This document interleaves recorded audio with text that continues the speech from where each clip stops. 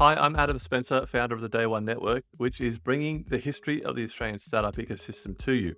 I believe in founders. It's why I do everything I do at Day One and our media company, W2D1 Media. And that's why the Day One Network exists, to create helpful content for founders. We've got some great shows in development, but a large part of what we do couldn't be done without support from our partners and sponsors. And I couldn't be happier than to be working with NTP, who get community better than any other technology recruitment company out there. A Newcastle company like mine, NTP are invested in seeing the growth of the local tech community in Newcastle, Sydney, and more broadly Australia. So thank you, NTP, for helping us bring helpful content to founders and the startup community in Australia. Back to the interview. Hi, I'm Adam Spencer, founder of the Day One Network, which is bringing the history of the Australian startup ecosystem to you. I believe in founders. It's why I do everything I do at Day One and our media company, W2D1 Media. And that's why the Day One Network exists, to create helpful content for founders. We've got some great shows in development, but a large part of what we do couldn't be done without support from our partners and sponsors. And I couldn't be happier than to be working with NTP, who get community better than any other technology recruitment company out there. A Newcastle company like mine, NTP are invested in seeing the growth of the local tech community in Newcastle, Sydney, and more broadly Australia. So thank you, NTP, for helping us bring helpful content to founders and the startup community in Australia. Back to the interview. Hi, I'm Adam Spencer, and welcome to Day One, the podcast that spotlights Australian startups, founders, and the organisations that empower Australian entrepreneurship. We go back to the beginning to tell the story of Australia's most inspiring founders and how they built their companies. You're listening to a special interview series as part of a documentary W2D1 is producing about the history of the Australian startup ecosystem. On the episode today, we have... My name's Anna Wright. I'm the CEO and one of the co-founders of a company called BindiMaps. BindiMaps is a smartphone app that helps anybody find their way around a complicated indoor space. So think of like a hospital or a university that you've never been to before. We will help you find your correct room.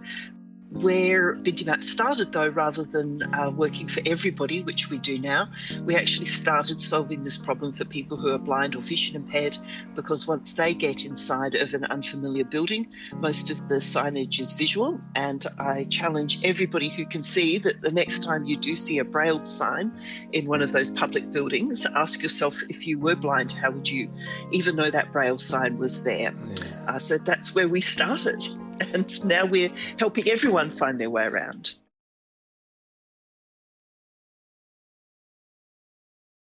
Why did you get started? What drove you to do this? Well, I understood the problem space. So for years, I've been carrying on about that thing with Braille, like how do you even know that the Braille is there? And my frustration started because around about 20 years ago, I was diagnosed with I've got a very rare retinal condition, which is degenerative and eventually will leave me blind. Should have left me blind when it first started, but I was one of those very lucky people in that while I've got it, I only lost my vision in my right eye, and my left eye, for some unknown reason, nobody knows why, but it didn't disintegrate at the same rate as my right eye. So I still can see, but it was when that sort of diagnosis means that you have to start to prepare for things like that. And that's when you realize what's going to change and what's going to be difficult, and started my all of my friends will tell you that they are very happy that I've suddenly decided to actually do something about my rants about, look at that Braille, how is someone supposed to know that's there, that's ridiculous. Or I saw some Braille the other day that was actually for wheelchair accessible bathroom, but the Braille was above, so I'm very tall, I'm 6 foot tall, and I couldn't reach the Braille sign. It was wow. And it was for an accessible toilet. So yes, I'm well known for having little Braille sign rants every once in a while. Yeah, that's a great story. And how the heck did that happen with that Braille that's over 6 foot high? Who was... I think they were like saving on signage. It was a good place to see it if you were visual. So you knew that the bathroom was there. It was sort of up a set of stairs. And I can understand it from a sign point of view why you would put it there, but I just thought it was hilarious that it also had Braille on it. But you see Braille in all sorts of weird places. There was a art exhibition that ran through Sydney outdoors, and someone very kindly, I go, hats off to people that try to make things accessible so that people who are blind can understand what's there. But this was a sort of an outdoor statue installation, and they had put brailled signs at the foot of each statue, so on the ground. Again, I'm like, did anyone sort of do a customer walkthrough with this? Right, now get down on your knees and hunt around in the dirt with your fingers where dogs may or may not have peed. Oh my God. So things like that just make me laugh. They're just not thinking. Yeah. Going back to Blue Chili. So when did you first get involved with Blue Chili? Yeah, it was actually a little bit of an accident. So a friend of mine who has heard me ranting for a long time came and said to me, "Look, do you know that there was this," she termed it as a competition, and I suppose in a way it was, where Blue Chili had first put up the call. So it was the very first rendition of She Starts One. And this friend of mine was like, "Well, you've got to apply. They'll take just ideas." I'm like, "Don't be ridiculous. It's just going to be a waste of time. It's just an idea. I know that there's a problem. I know that we've got this particular type of tech that we can use to solve it. But these are very, general ideas. There's no customers, no business plan, no nothing." And then I thought, I think it was on the last day, I couldn't sleep that night, and I was like, "Oh, just do it. Just like, it's 4:00 in the morning. You're not doing anything else. Just put your application in." And I never thought I'd see anything more of it. But here we are. What was the year? The application went in, I've just got to now remember, I think it was the end of 2016.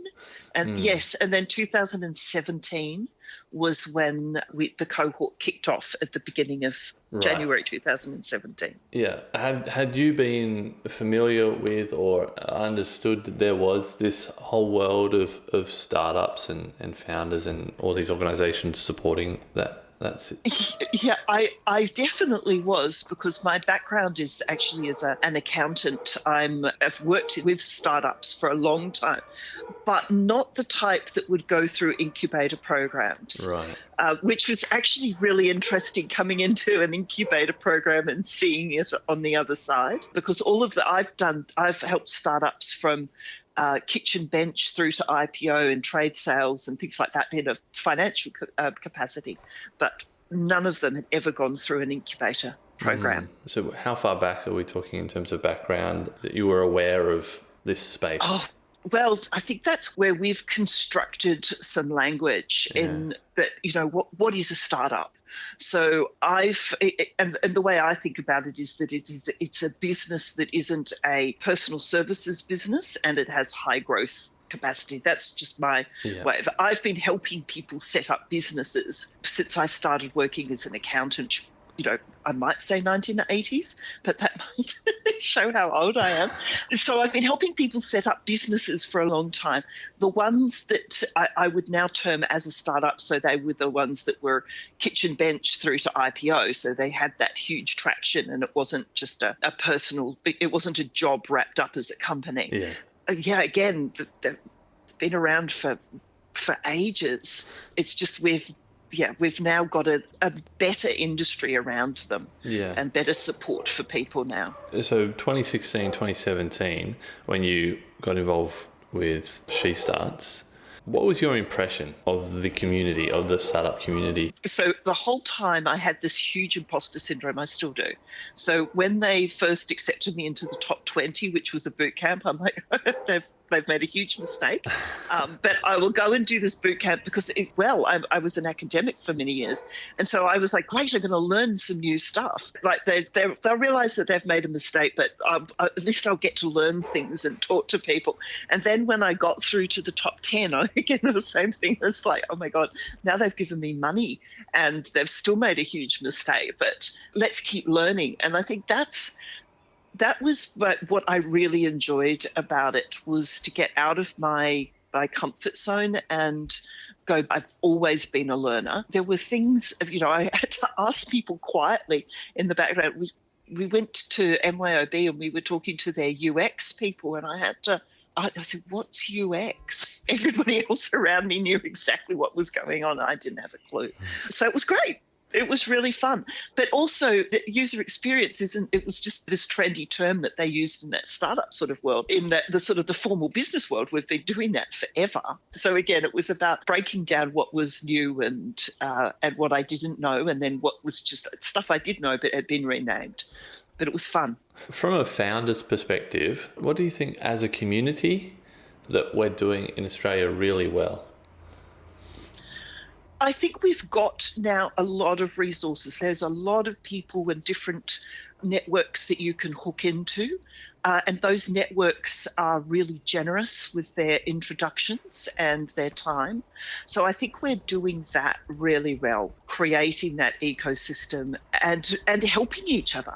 I mean, I know that I get helped a lot, and I like to think that when people reach out to me, I help them as well.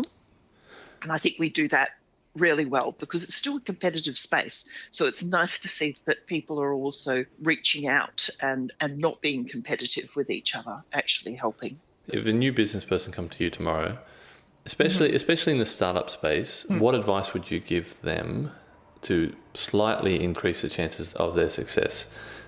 I would really stress to fail fast, but don't think of it as failure. It's learning. And that you can be happy that you're wrong.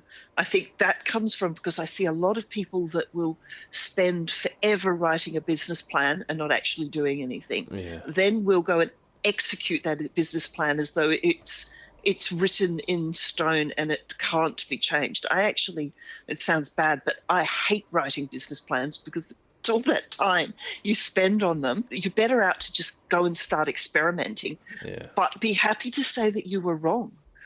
And apologize if you need to, but being wrong is great. It just means that you're faster to know what you're getting to the right path faster, rather than just assuming the stuff that you made up in your head is the right path and that you're going to stick to that no matter what. I think that's where I see people making huge mistakes, burning lots of money and time.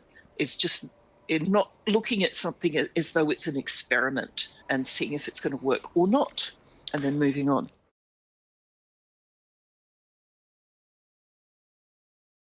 You've been involved in this ecosystem for a good while now. I'm wondering if you've made any observations about things that we could, as that community, as that ecosystem, be doing better.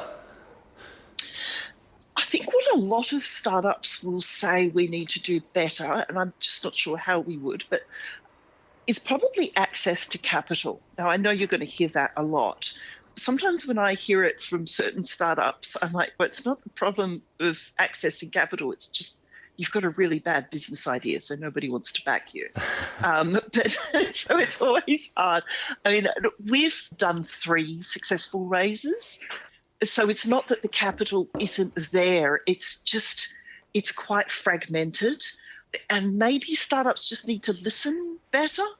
I think that if you do go and talk to people, they do have very good investment hypotheses, so you can work out what they're interested in and what sort of metrics you need to hit to make them interested. But maybe a little bit more of a cohesive, like we've got all of these different groups you can go and talk to, but yeah, maybe just a little bit more transparency on that and who those players are. I get really annoyed at some of the networks that sort of feel more like dinner and a show, and there's not actually capital there or interested capital. Yeah. So yeah, that I think could be run just a little bit smoother. But apart from more transparency on deals or what people are looking for in deals, I'm not quite sure how else to fix that. Apart from She Starts, what other organisations or people have been really helpful on your kind of startup journey? There have been so many. Yeah.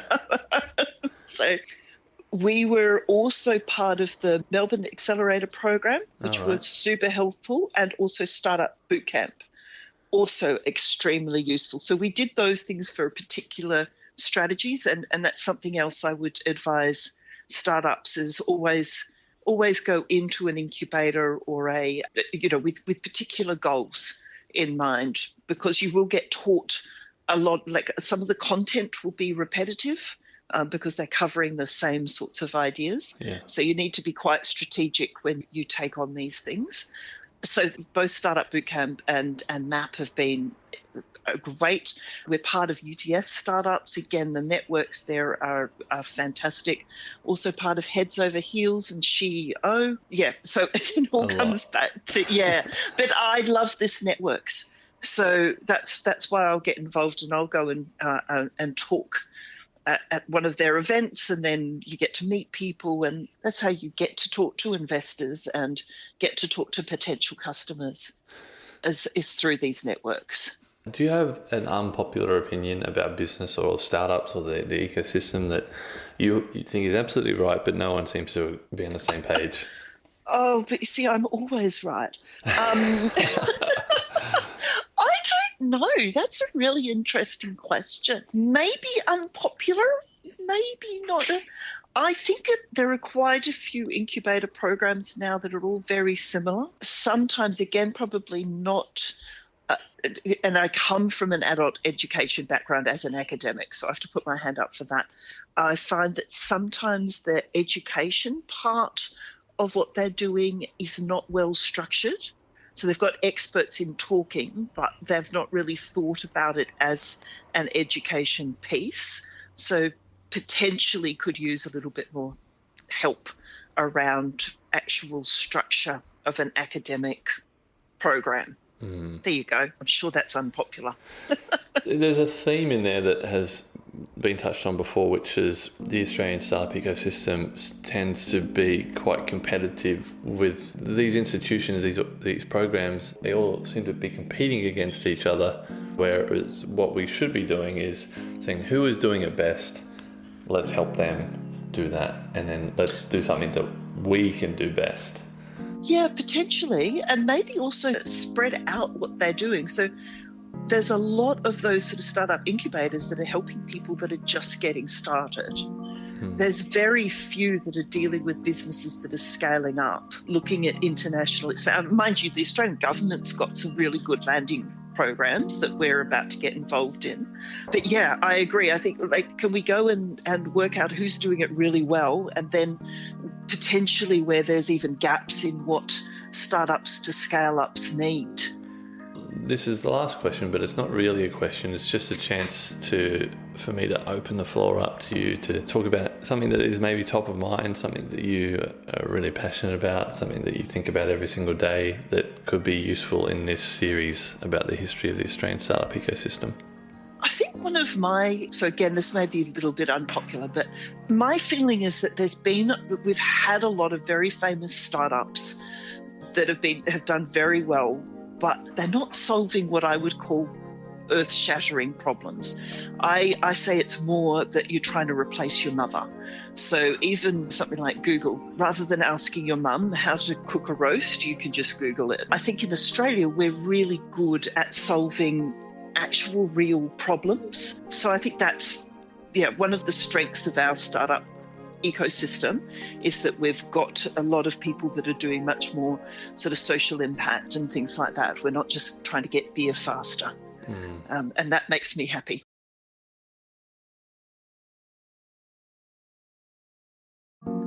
I hope you enjoyed that interview. More interviews are on the way. Follow the podcast wherever you're listening right now. Stay tuned for more interviews with many, many more amazing people from the Australian startup ecosystem. Thanks for listening, and see you next time.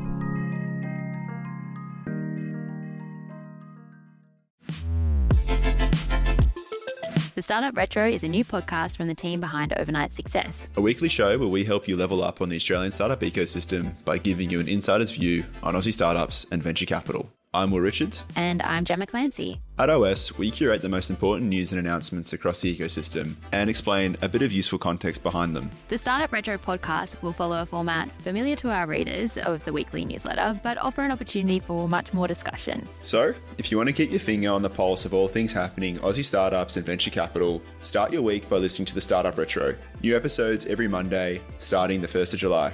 The Startup Retro is brought to you by Day One, the podcast network for founders, operators, and investors.